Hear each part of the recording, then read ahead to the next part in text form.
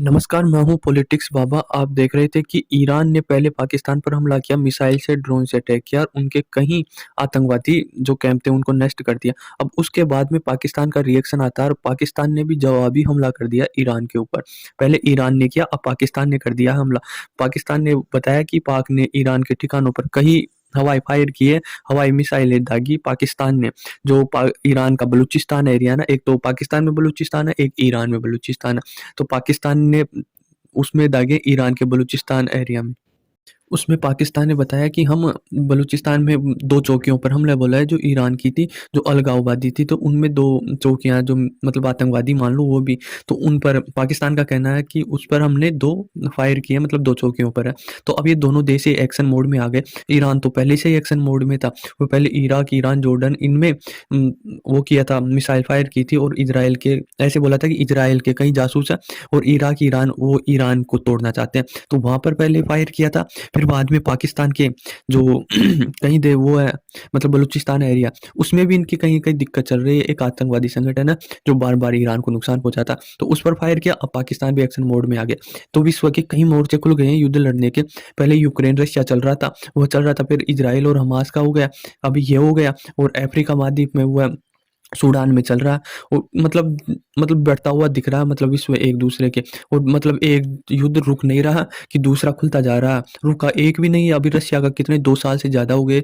Israel के इसके मतलब हमास के 3-4 महीने हो गए और अब ये नया मोड़ खुल गया है ईरान और पाकिस्तान का। ये भी रुकता हुआ नज़र नहीं आ रहा है। मतलब ईरान ने फायर किया और पाकिस्तान ने भी फायर किए। अभी आतंकवादी संगठन है ना ये, ईरान मतलब पाकिस्तान में छुपा हुआ था जिस पर ईरान ने मिसाइलें दागी थी। ये जैश अल-अदल का है। इनके ठिकानों पर हमला किया था और ईरान का ये कहना है कि यह ईरान के जो बलूचिस्तान है, ईरान का एरिया, एक तो पाकिस्तान में मैं आपको बताता था नक्शा में, भाई ये बलूचिस्तान है जो पाकिस्तान की सीमा के वो है ना, इधर तो ईरान का बलूचिस्तान है और पाकिस्तान में पाकिस्तान का बलूचिस्तान है। तो ये ईरान का बलूचिस्तान है ना, इसको तोड़ना चाहता है ये जैश अल-अदल का समूह है।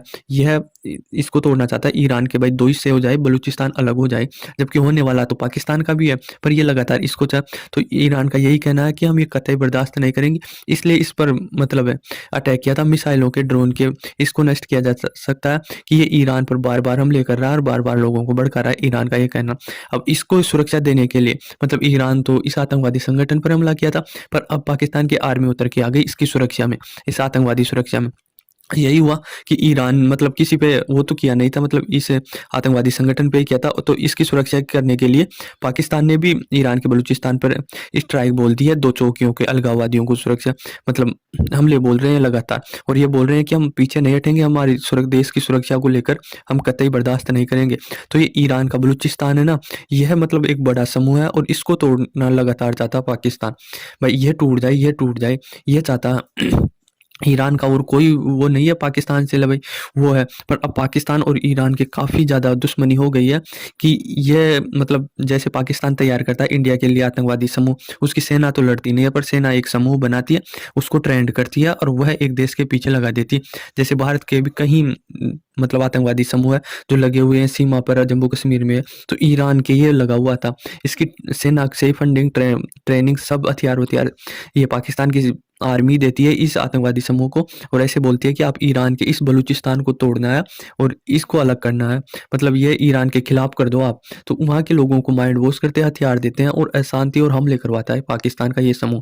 ये कौन सा, जैश अल अदल का। तो इस कारण से परेशान होकर ईरान ने इस पर हमला किया था।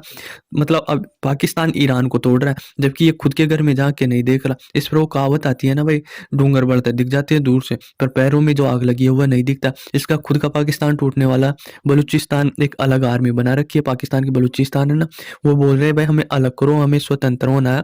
और वह सबके प्रधानमंत्री भी अलग होते हैं, मंत्री अलग होते हैं, आर्मी अलग होती है। पर थोड़ी पाकिस्तान की आर्मी थोड़ी ताकतवर है इनसे, तो अभी रोक रखी है, पर कभी ना कभी पाकिस्तान टूट जाएगा। तो ये चले तो उसको तोड़नी है, किसको, ईरान के बलूचिस्तान को, पर एक दिन खुद ही टूट जाएंगे, क्योंकि ये टूटने वाला है, क्योंकि इसका इकोनॉमी में कोई दम नहीं है, फेलियर मारने वाला है देश बहुत बड़ा। क्योंकि लगातार ऐसे जो पैसा टैक्स आता है लोगों का, पाकिस्तान लोगों का, वह तो ये आतंकवादी को दे देते हैं ट्रेंडिंग में, हथियार खरीदने में। वैसे वैसे कोई डेवलपमेंट हो नहीं रही है, तो ये टूटेगा देश। तो टैक्स का पैसा तो बिल्कुल बेकार जा रहा है, और कहीं चाइना तो इसको पूरा खरीद लेगा, इतना लोन दे चुका है पाकिस्तान को, फिर भी ऐसी हरकतें कर रहा। अब देखो दोनों देशों के बीच में युद्ध युद्ध की स्थिति बन चुकी है, माहौल दोनों देशों का गर्मा चुका है, दोनों देश ही पीछे हटने को तैयार नहीं है। ईरान ने तो साफ-साफ कह दिया कि यदि हमें सेना का प्रयोग करना पड़े पाकिस्तान के खिलाफ, तो हम उसमें पीछे नहीं हटेंगे, कतई संकोच नहीं करेंगे कि हमें आर्मी कोई युद्ध हो तो हो जाए, हम हमारी देश की सुरक्षा को ऐसे नज़रअंदाज नहीं करेंगे कि पाकिस्तान हमारे बलूचिस्तान में इंटरफेयर कर रहा है और हम बैठे-बैठे देख रहे हैं।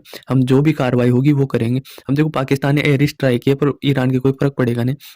क्योंकि उससे कहीं गुना तक अमेरिका इस पे कहीं कभी भी कर जाता है ईरान पर, उसको ये नज़रअंदाज कर देते हुए कर जाता है आए फायर वायर। तो पाकिस्तान उसकी जनता को ही समझा रहा है क्योंकि आर्मी पर बहुत दबाव आ चुका। भाई तुम इतना बजट ले लेते हो फिर भी हमारे ऊपर ईरान जैसा देश अटैक कर जाता है, तो आप क्या कर रहे हो? तो ऐसे मजबूत दिखाते हैं लोगों के सामने, पाकिस्तान के सामने भाई हमारी आर्मी बहुत मजबूत है, पर है कुछ नहीं है। ईरान, अफ़गानिस्तान ऐसे-ऐसे देश इनको आकर तोड़ देते हैं। मतलब बजा जाते हैं इनको, तो आर्मी पर बहुत दबाव है और अपना स्टेटस बचाने के लिए 1-2 फायर करेंगे ईरान के ऊपर और उनकी जनता को गोली दे देंगे। भाई देखो हमारे पास भी ताकत है, हम भी पीछे नहीं हटेंगे, जबकि है कुछ नहीं है पाकिस्तान की आर्मी के पास। अब देखो पाकिस्तान ने इस जो भी माहौल चल रहा है ईरान और पाकिस्तान का युद्ध में, उसके बीच में पाकिस्तान अपने राजदूत को वापस बुला लिया है, क्योंकि दोनों देशों का माहौल गरमा गया और पाकिस्तान नहीं चाहता कि अपनी जो है ना फॉरेन एम्बेसी उस पर अटैक हो जाए या कुछ भी हो जाए। तो मतलब ईरान में पाकिस्तान के लोग भी काम करते होंगे, उनको नहीं बुलाया, बस इनको ही बुलाया कि आप आ जाओ।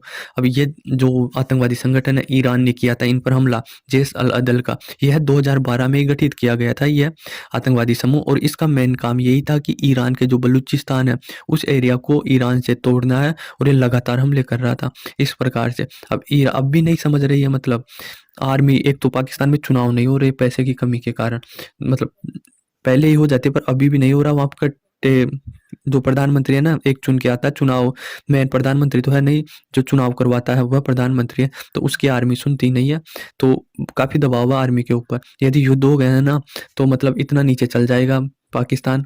ईरान का तो कुछ जाएगा नहीं क्योंकि उस पर तो पहले ही सैंक्शन लगे हुए हैं और पहले ही वह इतना घाटे में जा चुका है, उसका कुछ नहीं जाएगा। पर पाकिस्तान नीचे जा रहा है ना, वो बहुत तेज़ी से नीचे जाएगा और फिर कभी नहीं उभर पाएगा। तो ये थी कि ईरान और ये पाकिस्तान का मोर्चा और खुलने वाला है युद्ध का। तो एक और युद्ध की स्थिति बन रही है विश्व में, क्या पता है कहाँ पर जाकर रुकेगी। आई होप आपको समझ में आया होगा। धन्यवाद।